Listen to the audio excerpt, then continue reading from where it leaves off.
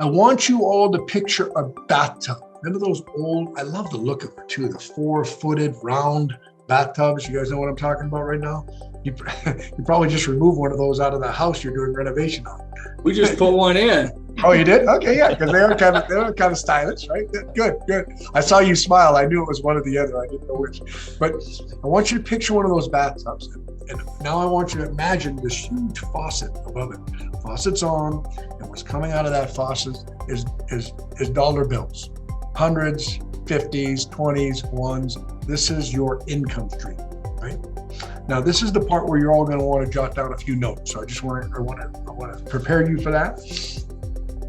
And we're going to talk about, and on your pad of paper, I'd like you to write at the top, income. And then, I don't know, 4, 5, 6 lines down, a little bit of space, couple inches, I want you to write expenses.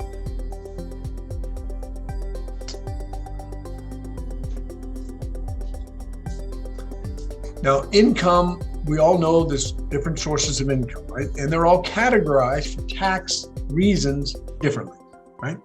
Very expensive income is W-2 income, also called ordinary income. And for those of you that don't know, rental income, my rents that come in is taxed at the same level as employee income. It's ordinary income, right? Very expensive income, right? All the way down to capital gains, which at the time of this recording, I'm going to guess is somewhere around 20%, right? When Obama was in, before the sun set on, it was 15%. It went all the way up to 25%. We talked about 25%, ended up about 20%, right? So the incomes that we have coming in is active income. These are the things you want to jot down under income. Active income. What is active income? That's going to be up to personal interpretation. Okay. When I worked in my businesses, that was active income to a degree. But here's the definition I use, and you'll need to come up with your own definition on what active income is. Because active income to me is 10 hours a month. That's 2.5 hours a week or more than 10 hours a month. It's an active investment for me. Okay. So if I might spend 9 hours in 1 week and not spend another hour on it the rest of the month. That to me is a passive income. But if I'm spending more than 10, this is just Rob's interpretation. I've learned it from hearing other people's interpretation. So I give you mine. Your number might be 20 hours a month. Your number might be 30 hours a month. Whatever your number is, it is. There's no right or wrong answer to that, but it's called active income, right? Someone that's working a job and getting a W-2 paycheck, I'm sorry, I'm not going to give them a choice in that one. That's active income, right? Someone that's investing in something that's someone that's investing in rental properties, and they've got 10 or 12 or 15 doors. Let's just use that as an example. And they do not have a third-party manager managing that portfolio. I'm going to guess that they end up with more than 10 hours a month if they truly track their time on that, and that would be considered an active income, right? And I'm just picking examples from the sky here. I'm not singling anybody out, so don't hear what I'm not saying. We all have to determine what that is. Next one is passive income. And passive income, bless you, Jake. Passive income is things that we did not need to work for, but they don't happen over and over and over again. Give you an example. I buy a plot of land, I sit on it for 10 years, I sell a plot of land, and the capital gains on that. I kept it for longer than a year and longer than 1 year and 1 day. So I'm going to get taxed at a capital gains rate. That would be passive income. I didn't spend any time monthly on that income. It's a passive income. Now it's a one-time hit. I also have another name for it. It's called a one-time hit, but it's passive income. I didn't have to earn that gain. I had to buy it, I had to sell it. That's all I had to do. Then there's passive residual.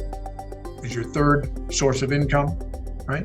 Passive residual is the apartment complex or single family home that I bought that month in, month, I'm not self-managing, or maybe it is just 1 or 2 and I'm spending less than 10 hours a month and I am self-managing. well, then that's still a passive income to me, in my definition, because I'm not spending more than 10 hours a month. That would be a passive residual income. That makes sense? Everybody with me on the 3 types of income?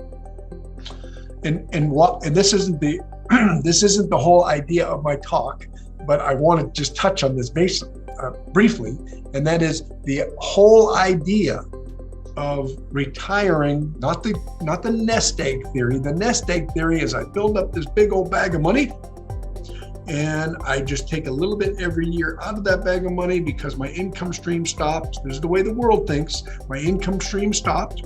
I retired, from my W-2 job. I had this big old bag of money in my IRA, and I take little bits and pieces out of that every single year. And the goal is to have that bag of money big enough so that when I retire, it never runs out. Everybody understand the nest egg theory, right? I don't subscribe to the nest egg theory. My theory is that I figure out we've talked about this quite a bit on other months. I'm from the book, Money, Master the Game. We've all talked about that before. He talks about the vitality number, basic vitality and independence and freedom, the 3 levels of income, figuring out what each level costs for us, and what we want to live our lifestyle at, and then having enough money from my investments coming in to cover that level of living that I want to live at.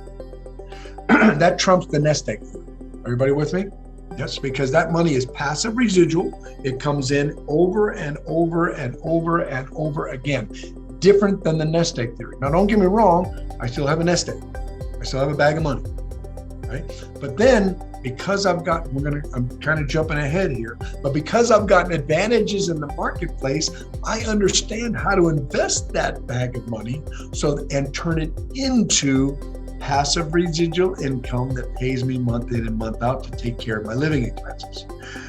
So the main goal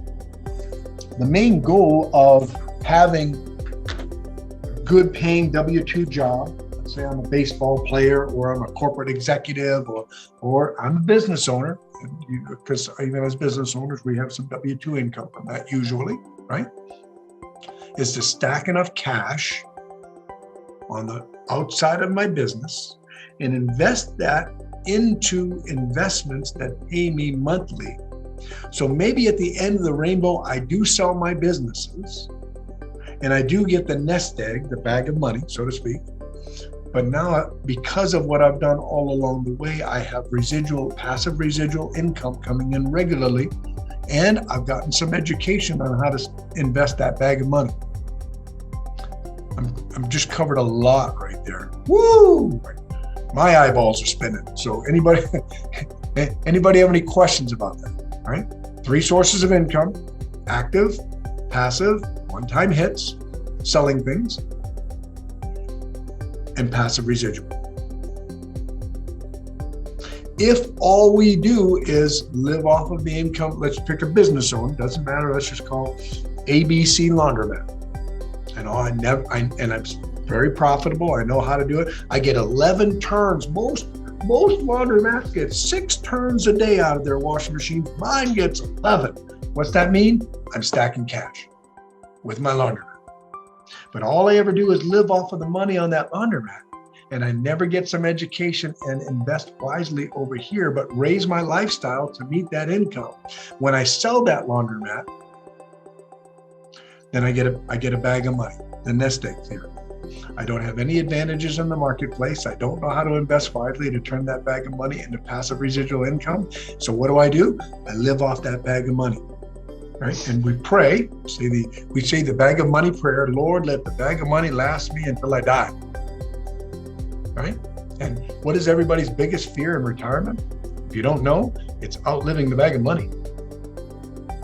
It's outliving the bag of money and being a burden on our loved ones.